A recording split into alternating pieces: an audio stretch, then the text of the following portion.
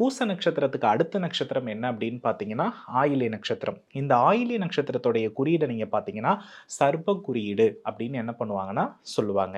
நீங்க நல்லா கவனிச்சு பாருங்க. அந்த விநாயகருக்கு பக்கத்திலேயே சர்ப்ப குறியீடு இருக்கிறத உங்களால கண்கூடாக பார்க்க முடியும். அப்ப இதிலிருந்து நம்ம என்ன தெரிஞ்சுக்கணும்னா, 9வது நட்சத்திரம் என்பது ஆயில்யம். அந்த நட்சத்திரத்துல செவ்வாய் பகவான் நீச்சம்.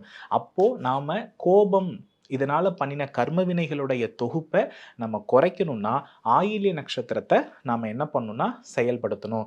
யாரெல்லாம் சர்ப்ப குறியீட, டிஎன்ஏ குறியீட திரும்ப திரும்ப திரும்ப திரும்ப பார்க்குறாங்களோ, அவங்களுக்கு நோயிலிருந்து அவங்களால என்ன பண்ண முடியும்னா குறைய முடியும். இத தான் மருத்துவர்களுடைய குறியீடு, டாக்டர் சிம்பல் வந்து நமக்கு என்ன பண்ணுதுன்னா உணர்த்துகிறது.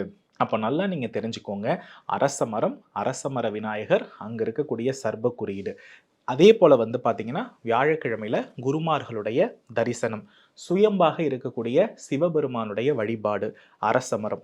இத மட்டும் ஆட்டிசம் பாதித்த குழந்தைகள் உள்ள பெற்றோர்கள் ஒரு மிக முக்கியமான விஷயமா நீங்க எடுத்துக்கிட்டீங்கன்னா, உங்க குழந்தைகள் மருத்துவத்தோடு சேர்ந்த ஆன்மீகத்துல நல்லா இணைந்து மாற்றம் அடையறத கண்கூடா பார்ப்பீங்க.